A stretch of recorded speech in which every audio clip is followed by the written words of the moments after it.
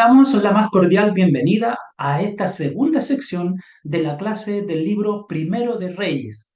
Debido a la extensión de la exposición, lo hemos tenido que dividir en dos partes. Así que, sin más preámbulo, continuamos con el libro Primero de Reyes. Esta sección difícil del libro Primero de Reyes, no lo digo porque sea difícil de entender, sino que dolorosa. Una hegemonía monárquica que venía marchando ciertamente con algunas dificultades. Desde Saúl había pasado por David. David había logrado la unidad del reino, había logrado entregar un reino unido a Salomón, y Salomón recibe este reino y lo lleva a la fama, al conocimiento del mundo. En el tiempo de Salomón no hubo otro reino más poderoso en el área del Mediterráneo, en la tierra de Canaán, desde el río Éufrates hasta Egipto, más que el reino de Israel. Hacia el oriente del Jordán y hacia el occidente, Israel era amo y señor, aunque existían ahí todavía en la franja del Mediterráneo estaban los filisteos y estaban ahí todavía trincherados los cananitas, pero verdaderamente el reino de Israel era el que mandaba. Pero luego se empezaron a levantar otros imperios, los que finalmente, cuando el reino de Salomón, posterior a su muerte, se divide, entonces se debilita también, y por cierto, los otros imperios toman el dominio y el control y los hacen sus vasallos ahí cuando caen en cautiverio. En este mapa podemos apreciar claramente otros reinos que existían, pero que no tenían tanto dominio ni hegemonía como era el reino de Israel, que partía desde arriba, desde el Éufrates, y llegaba prácticamente hasta la zona baja de la zona cercana a Gaza, lo que hoy podemos identificar como la franja de Gaza. ¿Qué es lo que sucede aquí en el capítulo 12? Asume el control del reino una vez que muere Salomón, su hijo Roboam, el cual fue allí para ser levantado como rey. Pero ¿qué ocurre? Resulta que Roboam empezó a encarecer la vida y empezó a imponer muchos impuestos y no le hizo caso a la enseñanza de los ancianos. Y luego, al oír esto, que Jeroboam era un vasallo de Salomón en su tiempo y que vivía en Egipto, y cuando escuchó esta situación, que Salomón había muerto, él vuelve para la tierra de Israel, y entonces al escuchar los comentarios que hace Roboam, ciertamente que él no estuvo muy de acuerdo con ello, y finalmente, ¿qué es lo que ocurre? El reino se divide y en una sección queda allí lo que nosotros conocemos como el Reino del Norte con 10 tribus, y en la otra parte queda ahí lo que es conocido como el Reino del Sur. Ahora, ¿esto fue algo así por antojo? No, dice el versículo 15, y no oyó el rey al pueblo, porque era designio de Jehová para confirmar la palabra que Jehová había hablado por medio de Ahías Silonita a Jeroboam, hijo de Nabat. Es decir, mucho tiempo atrás Dios le había hablado a este Jeroboam que a él le iba a tocar gobernar 10 secciones del reino de Israel. Y ese es el cumplimiento que se ve en este momento. Por eso que Roboam finalmente queda con la sección del reino del sur. Por cierto, ¿dónde estuvo el pecado de Jeroboam cuando asume a cargo el reinado de la zona norte? Pues que él trajo desde Egipto todos sus dioses y levanta allí dioses paganos. Puso, dice que en Betel y otro allí en Dan, donde verdaderamente hizo sus templillos para que hicieran adoración, y esto evidentemente que alejó la unidad espiritual que el pueblo había logrado paso a paso desde los tiempos de Saúl, David y por cierto también hasta Salomón. Finalmente, el mayor pecado de Jeroboam fue levantar lugares altos y quemar incienso. A continuación, haremos una breve descripción del contenido del capítulo 13. A causa de esta división del reino, nosotros consideramos aproximadamente que el reino del norte sobrevivió 200 años y el reino del sur aproximadamente 300 años. Sin embargo, ambos reinos se enfrentaron en el cautiverio. No así el reino del norte, que de su cautiverio no hay vestigio del retorno, pero sí hay vestigio del retorno del reino del sur, es decir, de Judá. En el capítulo 13, ¿qué es lo que encontramos aquí? Al profeta que amonesta a Jeroboam, un profeta de Judá. Ahora, no está el nombre del profeta, pero sí está la palabra que él dijo.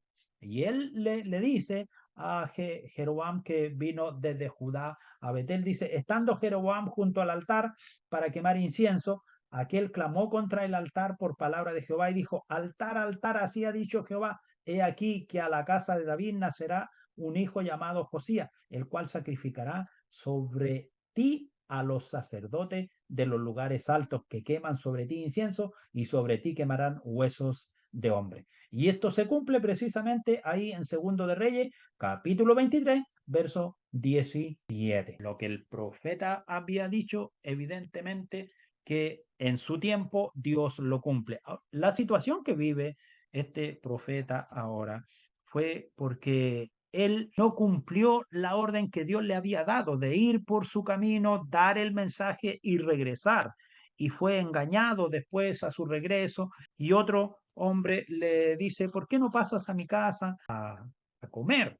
Y finalmente lo mató allí un león y quien luego lo sepulta es precisamente aquel que es llamado como viejo profeta. Y dice, y esto fue causa de pecado a la casa de Jeroboam, por lo cual fue cortada y raída de sobre la faz de la tierra. Y eso es lo que encontramos ahora aquí en el capítulo 14, la profecía de Ahías contra Jeroboam. Dice el versículo 1 del capítulo 14, en aquel tiempo Abías, hijo de Jeroboam, cayó enfermo, y dijo Jeroboam a su mujer, levántate ahora, disfrázate, para que no te conozcan que eres la mujer de Jeroboam, y ve a Silo, porque allá está el profeta Ahías, el que me dijo que había de ser rey sobre este pueblo.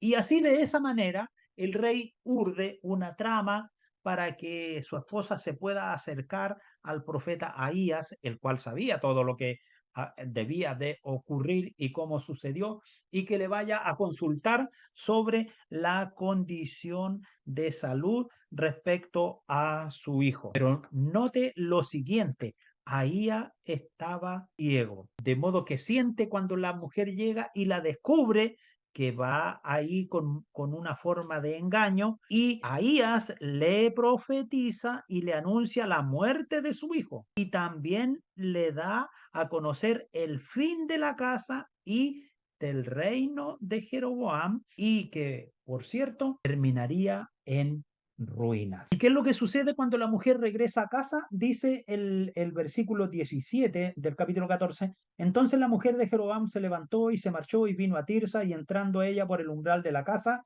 el niño murió. Y lo enterraron y lo endechó todo Israel conforme a la palabra de Jehová, lo cual él había hablado por su siervo el profeta Ahías. Los demás hechos de Jeroboam, las guerras que hizo y cómo reinó, todo está escrito en el libro de las historias de los reyes de Israel. El tiempo en que reinó Jeroboam fue de 22 años y habiendo dormido con sus padres, reinó en su lugar Nadab, su hijo. Continúa en el mismo capítulo 14, ahora el reinado del rey del sur, en este caso Roboam. Jeroboam era rey del reino del norte, el primer rey. Ahora estamos con Roboam. Él tomó el control del reino de Judá. Señala aquí hay algo muy particular en el versículo 24 del capítulo 14. Hubo también sodomitas en la tierra e hicieron conforme a todas las abominaciones de las naciones que Jehová había echado de delante de los hijos de Israel. El primer rey de Judá fue uno de los más malos porque no solo levantó lugares altos, sino que también permitió la sodomía en el reino. Dice la palabra del Señor en el versículo 25 del capítulo 14, al quinto año del rey Roboam subió Sisac, rey de Egipto, contra Jerusalén y tomó los tesoros de la casa de Jehová y los tesoros de la casa real y los saqueó todo. También se llevó todos los escudos de oro que Salomón había hecho. De este mal reinado de Roboam concluye el versículo 30, y hubo guerra entre Roboam y Jeroboam todos los días, y durmió Roboam con sus padres y fue sepultado con sus padres en la ciudad de David, y el nombre de su madre fue Nahama Amonita, y reinó en su lugar Abiam, su hijo. Y así entramos al capítulo 15. A partir del capítulo 15 y 16 encontramos una sucesión de reyes. Como una forma de calificarlos, encontramos los reyes que hicieron lo malo ante los ojos del Señor su Dios, los que hicieron lo recto delante de los ojos del Señor su Dios y los que hicieron lo malo ante los ojos del Señor su Dios, más que todos los que reinaron antes de él. Todos los reyes del norte fueron malos, muy malos. Uno de esos reyes muy malos en el reino del norte fue Acab, quien se casó con Jezabel. En la siguiente imagen tenemos un resumen de los reyes tanto del reino del norte como del reino del sur, y cuyos nombres están contenidos entre el capítulo 15 y el capítulo 16. Ya hemos hablado acerca de Jeroboam y también acerca de Roboam. En el capítulo 15, en el versículo 1 dice, en el año 18 del rey Jeroboam, hijo de Nabat, Abiam comenzó a reinar sobre Judá y reinó 3 años en Jerusalén. El nombre de su madre fue Maaca, hija de Abisalom. Es decir, está reinando ahora Abiam todavía en tiempos de Jeroboam. Termina su reinado y dice finalmente en el versículo 9 que luego reinó Asa. En el año 20 de Jeroboam, rey de Israel, Asa comenzó a reinar sobre Judá y reinó 41 años. Es decir, el reino de Asa fue un reino muy extenso, porque reinó 41 años. Luego vemos que este Asa hace una alianza de Asa con el rey Ben-Hadad, que era un rey sirio. En ese momento todavía no habían peleas, pero sí el imperio sirio ya estaba tomando fuerza. Luego encontramos que a partir del versículo 25 está el reinado de Nadab, pero este de Israel. Y dice, Nadab, hijo de Jeroboam, comenzó a reinar sobre Israel en el segundo año de Asa, rey de Judá. Luego encontramos el reinado de Baasa, que también es de Israel, y está en el versículo 33. Y dice, en el tercer año de Asa, rey de Judá, comenzó a reinar Baasa, hijo de Ahía, sobre todo Israel en Tirsa, y reinó 24 años. Y el reinado de este termina pasando al capítulo 16 y luego encontramos el reinado de Ela y de Simri, que eran de Israel. El reinado de Ela y de Simri, dice el versículo 8 del capítulo 16, en el año 23 de Asa, rey de Judá, comenzó a reinar Ela, hijo de Baasa, sobre Israel en Tirsa y reinó 2 años. Y fíjese que aquí ocurre algo curioso. Uno de sus siervos conspira contra él, su siervo Simri, y vino Simri, lo hirió y lo mató en el año 23 de Asa, rey de Judá, y reinó en su lugar. ¿Y qué ocurre con este Simri? Jehú profetizó el fin del reinado de Baasa, y muere Baasa y lo asume Ela. Pero este muerto es muerto por su siervo Simri, quien mató a toda la casa de Baasa. Entonces Omri, general del ejército, sitió la ciudad y quemó vivo a Simri dentro de la ciudad. Así murió este hombre. Dice el versículo 20, específicamente del capítulo 16, el resto de los hechos de Simri y la conspiración que hizo no está escrita en el libro de las crónicas de los reyes de Israel. Y luego viene el reinado de Omri. Entonces el pueblo de Israel fue dividido en dos partes. La mitad del pueblo seguía a Tibni, hijo de Ginat, para hacerlo rey, y la otra mitad seguía a Omri. Mas el pueblo seguía a Omri, pudo más que él, que seguía a Tibni, y el hijo de Ginat, y Tibni murió y Omri fue hecho rey. Entonces, en el año 31 de Asa, rey de Judá, comenzó a reinar Omri sobre Israel y reinó 12 años y reinó 6 años en Tirsa también. Ahora, ¿qué es lo que hace este hombre de Israel llamado Omri, que es importante? Él compró a Semer el monte de Samaria y allí fue donde él edificó la ciudad llamada Samaria, del nombre de Semer, que fue dueño de aquel monte. Eso señala el versículo 24. Luego el versículo 29 señala el reinado de Acab.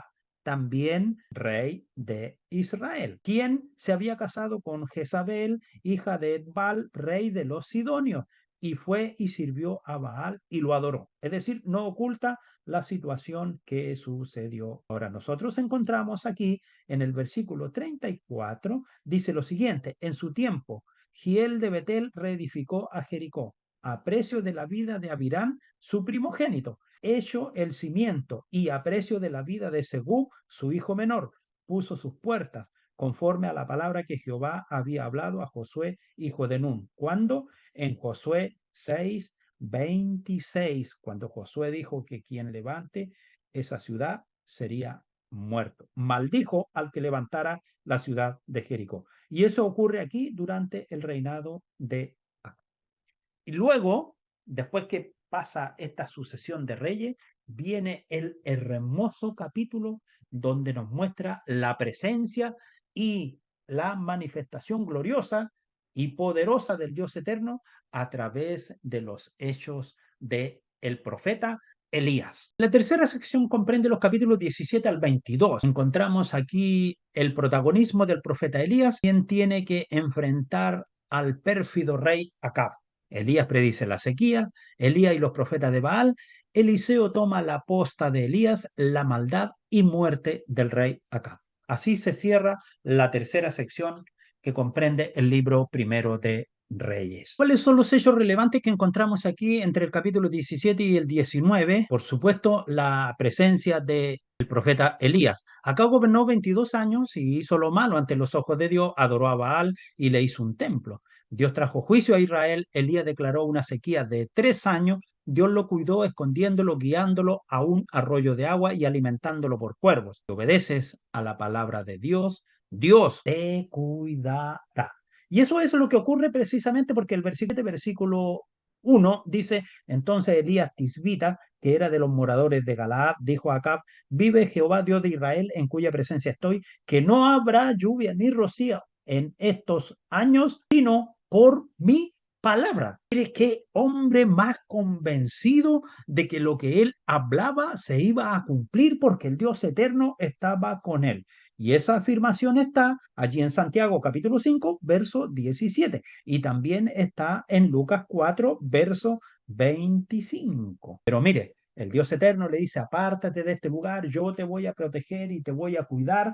Y los cuervos le traían pan y carne por la mañana y pan y carne por la tarde, y bebía del arroyo. Pasado algunos días, esta expresión pasado algunos días no se refiere a 2 días ni una semana, era un tiempo bastante extenso. No había llovido sobre la tierra. Entonces vino luego palabra de Jehová a Elías y le dice: levántate, vete a Sarepta de Sidón. ¿Y qué es lo que encuentra allí en Sarepta de Sidón? A una mujer viuda que tenía un niño y que ella tenía un poco de harina y un poco de aceite. Entonces él llega a aquel lugar y le pide que le haga un poco de pan para comer.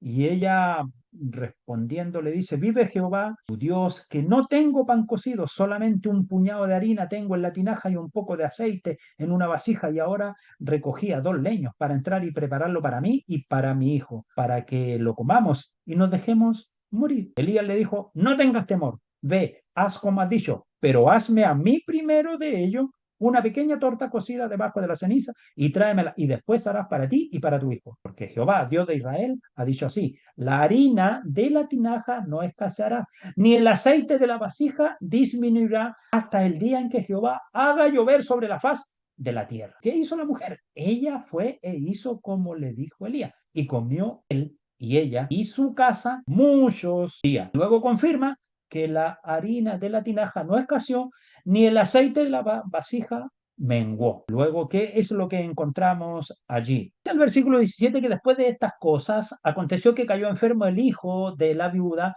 y la enfermedad fue tan grave que no quedó en él aliento, es decir, murió. Y Elías entra en el altillo donde estaba aquel niño y ora por él y hace todo lo que nos describe del versículo 19 al 24. Y la mujer dice, ahora conozco que tú eres varón de Dios y que la palabra de Jehová es verdad en tu boca. Los primeros versículos del capítulo 18, del versículo 1 al 19, vemos el regreso de Elías para confirmarle al rey Acab que ya iba a poner término al cumplimiento de lo que Dios le había ordenado, que habían pasado los 3 años y que ahora volvería a llover sobre la tierra. Entonces Acab se entera que Elías estaba por allí y le dice específicamente en el versículo 17, cuando Acab vio a Elías le dijo, ¿eres tú el que turbas a Israel? Y Elías aprovecha la oportunidad y le dice, envía pues ahora y congrégame a todo Israel en el monte Carmelo y a los 450 profetas de Baal y a los 400 profetas de Acera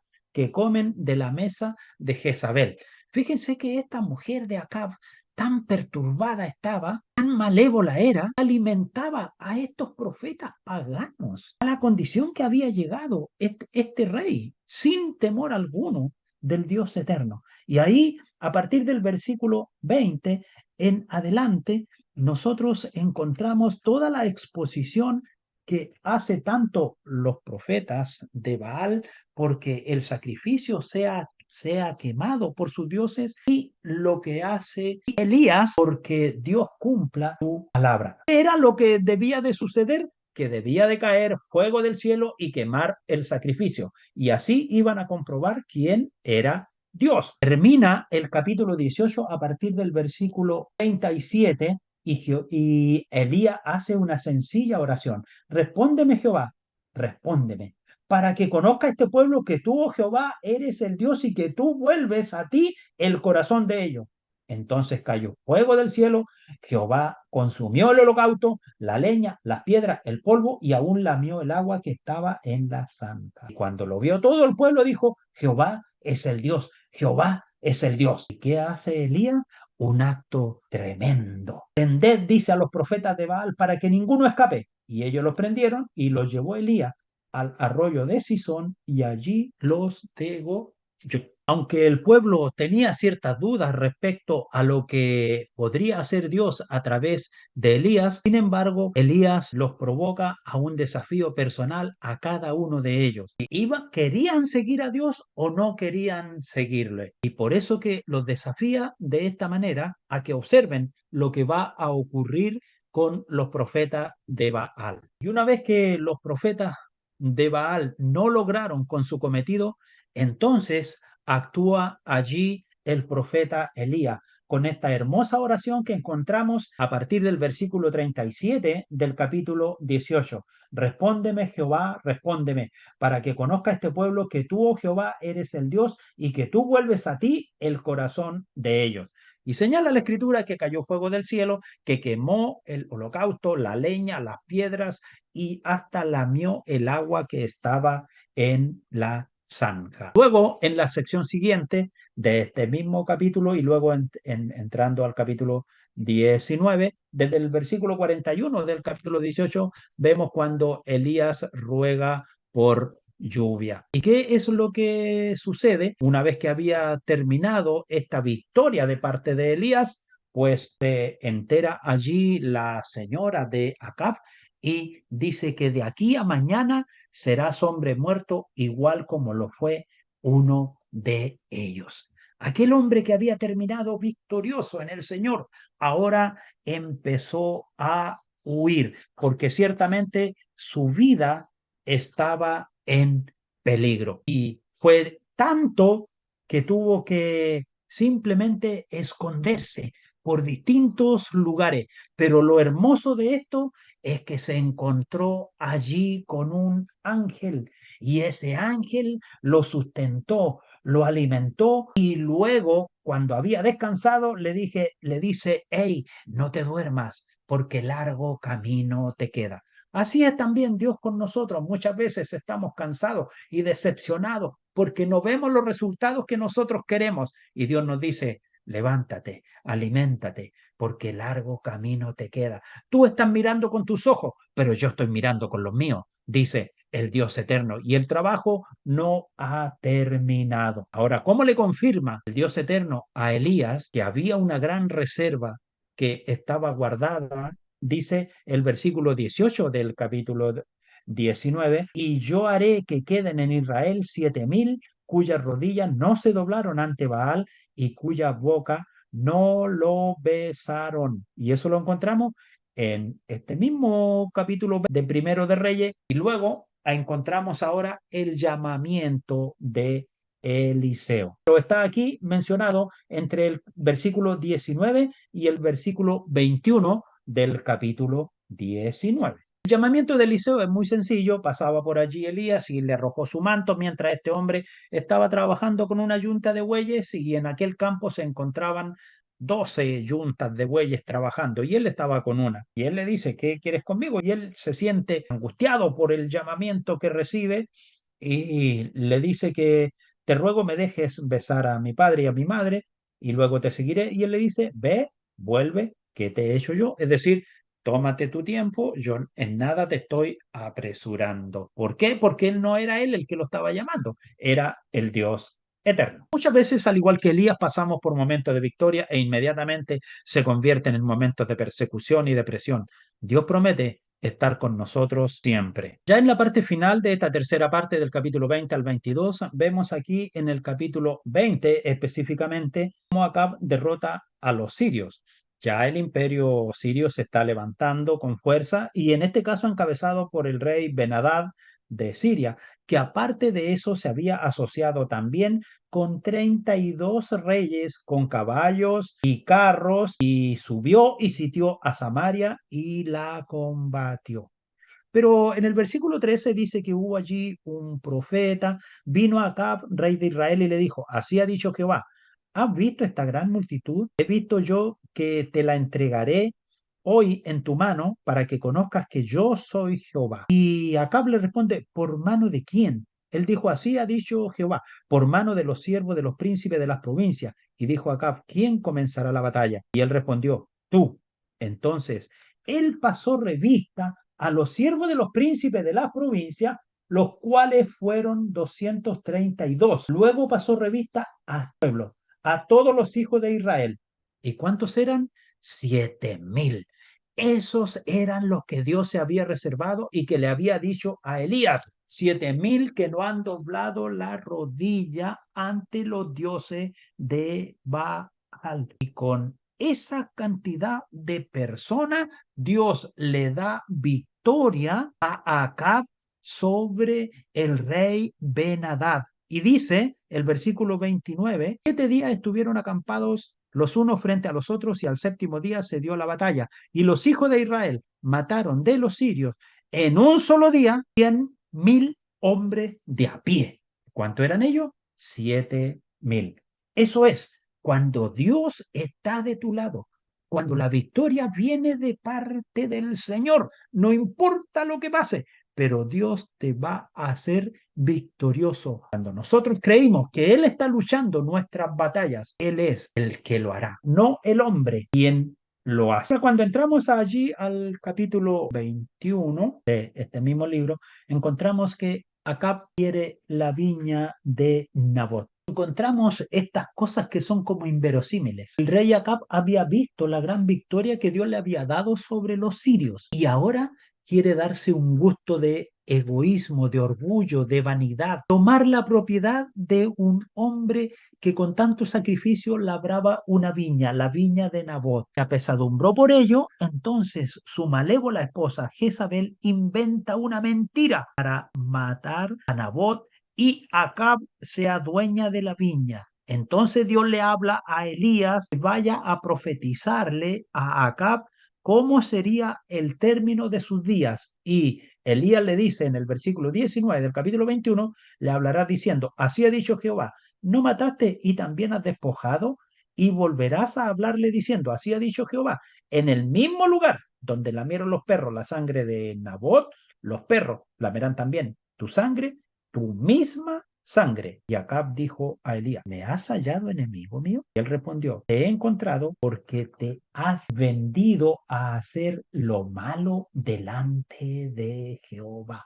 He aquí yo traigo mal sobre ti, y barreré tu posteridad y destruiré hasta el último varón de la casa de Acab, tanto el siervo como al libre en Israel. Dice el versículo 25, a la verdad, ninguno fue como Acab, que vendió para hacer lo malo ante los ojos de Jehová, porque Jezabel, su mujer, lo incitaba. Continuando dice, en realidad ningún otro rey fue como Acab, incitado por Jezabel, su mujer, se entregó a hacer lo malo a los ojos del Señor. Eso es ahí en el versículo 25, concluyendo la sección del capítulo 21. Cerrando el capítulo 21, entramos al capítulo 22, donde encontramos la profecía de Micaías sobre la derrota de Acab, lo que también está escrito en 2 de Crónicas 18, del 1 al 34. Habían pasado 3 años sin guerra entre los sirios e Israel, es decir, el imperio sirio se estaba haciendo presente,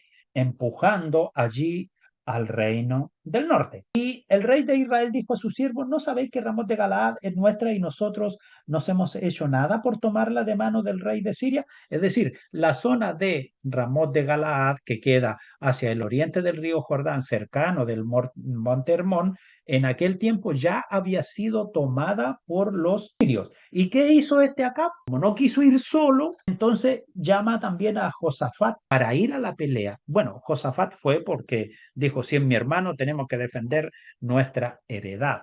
Pero el problema era que el rey Acab no tenía ningún profeta que le dijera la verdad, sino que todos eran profetas que respondían conforme les llenaban el estómago y ninguno hablaba conforme la voluntad del Dios eterno. Y el único que hablaba conforme a la voluntad del Dios eterno era Micaía, y por ese motivo no le gustaba a Acab, porque decía que siempre le hablaba cosas malas, que no decía absolutamente nada bueno.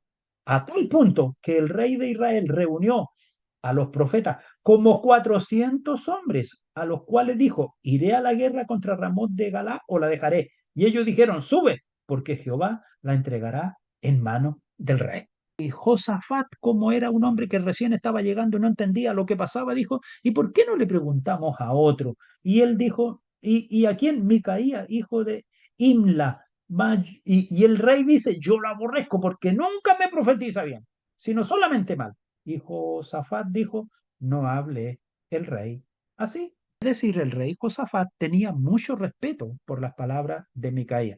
Y verdaderamente lo que habló Micaía, así fue como se cumplió. ¿Y qué dice finalmente el rey Acab? Que saquen a Micaía de su presencia. Y dice, echad a este en la cárcel y mantenedle con pan de angustia y con agua de aflicción hasta que yo vuelva en paz.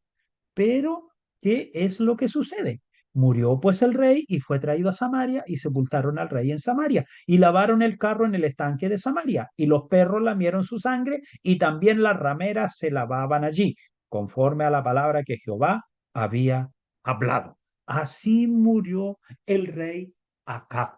¿Y qué es lo que tenemos cerrando los sucesos del capítulo 22 del libro Primero de Reyes? A Josafat como un rey de un comportamiento bueno, pero él era del reino del sur, de Judá. Y por otro lado, tenemos a Ocosías, un rey que se comportó no bueno ni muy malo, pero tampoco fue agradable su comportamiento delante de Dios. Dice, e hizo lo malo ante los ojos de Jehová y anduvo en el camino de su padre y en el camino de su madre y en el camino de Jeroboam, hijo de Nabat, e hizo pecar a Israel porque sirvió a Baal y lo adoró. Vamos concluyendo entonces el libro primero de Reyes. ¿Y qué es lo que tenemos? Todo termina con un continuará, pero donde queda no es muy bueno. Había empezado con tanta esperanza. Un rey pidió al Señor sabiduría y experimentó una increíble bendición.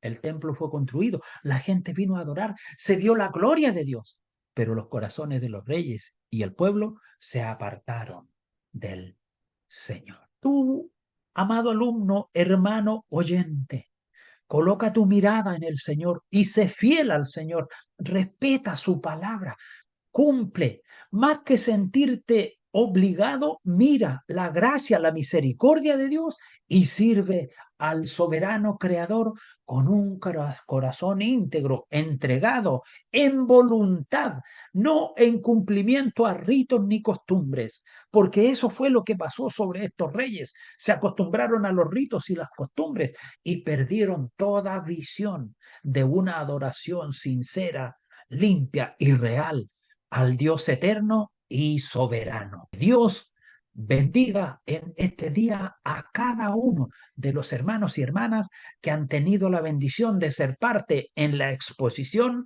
de esta sección, el libro primero de Reyes. Agradezco a cada uno de los alumnos y de los hermanos que nos siguen a través de la web, en nuestro sitio de YouTube, donde allí nosotros mantenemos estas clases disponibles para todo aquel que tenga el interés y la necesidad de aprender, de tener una visión panorámica de la Sagrada Escritura. Y les agradecemos por la atención dispensada en esta clase y nos vemos la próxima semana, si Dios nos concede la salud y la vida, allí para compartir algunas breves comentarios sobre el libro segundo de Reyes. Dios les bendiga. Y no olviden su lectura semanal del libro segundo de Reyes.